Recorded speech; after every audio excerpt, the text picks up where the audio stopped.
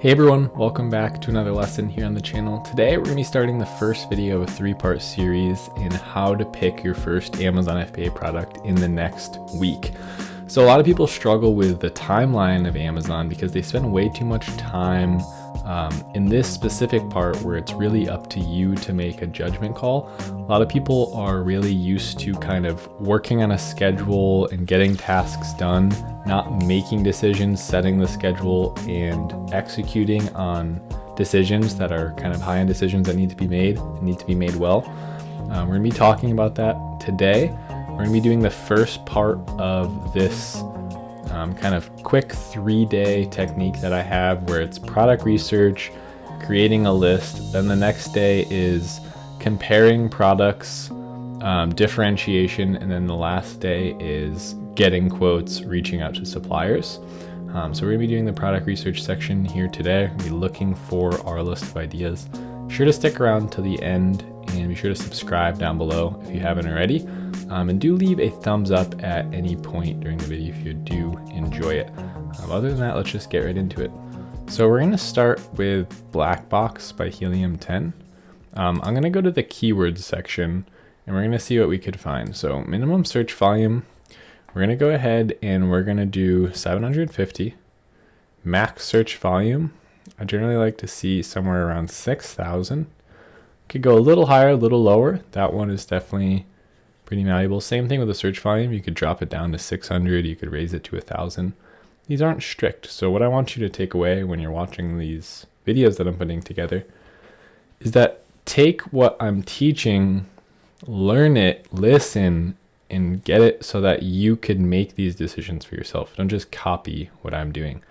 You never get good by just copying. There's an element of copying, learning why what you copied worked, and learning how to change each one of the variables to create your own kind of filter. Monthly revenue, and again, that's because this changes basically every time I do it. I'm never going to do exactly the same. Monthly revenue, we're going to skip. A lot of people like to do monthly revenue. I like to use monthly units sold, so we'll skip that one. We'll come back to our units sold later. And price, this is one where I would start with something like this, just really cut and dry, and we could even just do 19.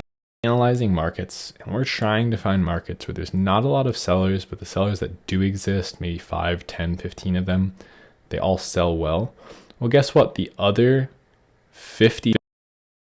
Okay, so I filmed the whole rest of this video, and my microphone cut off right after I started talking about those cabinet things.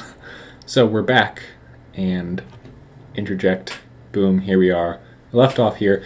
What I was trying to say was that when you have, I think I was saying like there's like 3 of these like different cabinet handles, but the whole other page is filled with maybe actual cabinets, and it's filled with just normal cabinet handles and other related accessories. And some of those items might have thousands of reviews. That's going to skew your review count. So set it a little bit higher, knowing that can happen. Now, moving on to categories. I generally like to just select all of the ones that I'm interested in selling in for my brand. And then if I'm going to change anything, I'll come back up and alter like price or search volume, review count. I generally don't look one at a time. If you want to do that, that's okay. You could just look one at a time as well.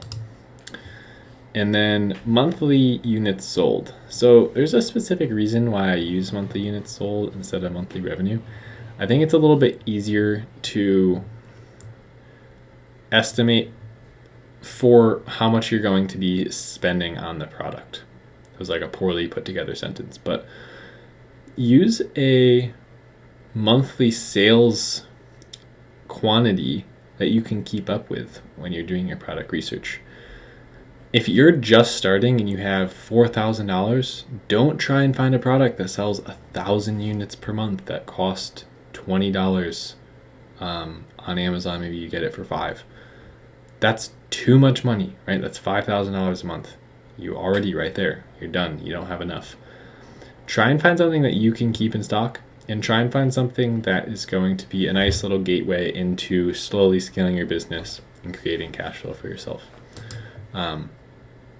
This business can require a lot of cash flow and it can be intensive at times, but it can also produce a really nice stream of income, and it can produce a nice growing balance in your bank account if you do it right. The biggest cause of like not seeing that is not being able to keep up with your orders and going out of stock and having to relaunch your products, make these huge orders in advance. Launch something you can keep in stock. Launch something you could have 3-4 months out of inventory at all times.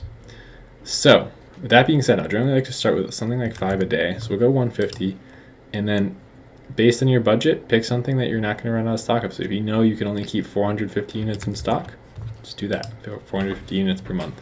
So realistically, that's like 1,200, 1,300, 1,350 for 3 months of inventory. So you got to think about it that way after your lead time. So that's looking pretty good. We're going to keep it nice and simple.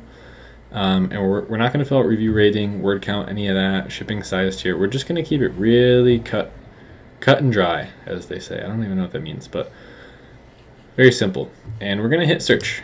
And then while this is searching, let me just lay out kind of what we're doing. Over the course of the next week, pretty much every other day, I'll be releasing a video as part of this series where we are going through the 3 steps to kind of getting this started the fast way. So day 1 is creating your list of products. The next video will be analyzing those products. And then the third video will be sourcing, not really sourcing, but getting quotes and comparing those products against each other and how you would pick one out of the 3. So today, all I want you to do is I want you to follow along with me. I'm going to give you a little bit of an assignment here.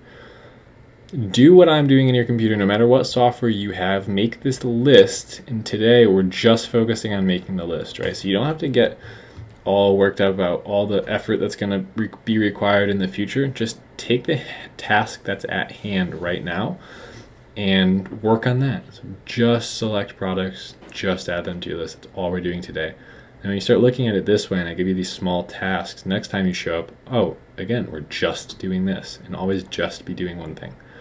So let's get into it. The whole point of today, I want you to find 15 products, 10 products to put on your list. And we're going to analyze those next time. We're going to come in here and we're going to do, let's see, under mount sink brackets. So do that one. It's going to be kind of easy for me because I've already done all this. Looked through here, selected all these. Microphone crashed. I liked the craft tray. Black pocket door hardware. Hey, that's kind of similar to the cabinet knobs I was using as an example. That's funny. Let's keep looking here. Okay. Oh, carry on. Oh, wait. So I learned something else. Look what happens. If you go back to 1, see how nothing's selected? You have to add these every time. When you come up here, select your products. Make sure you add them before you hit the next page. So we are going to go add keywords to my list. I'll actually create a new one. And we will call this FBA in 1 week.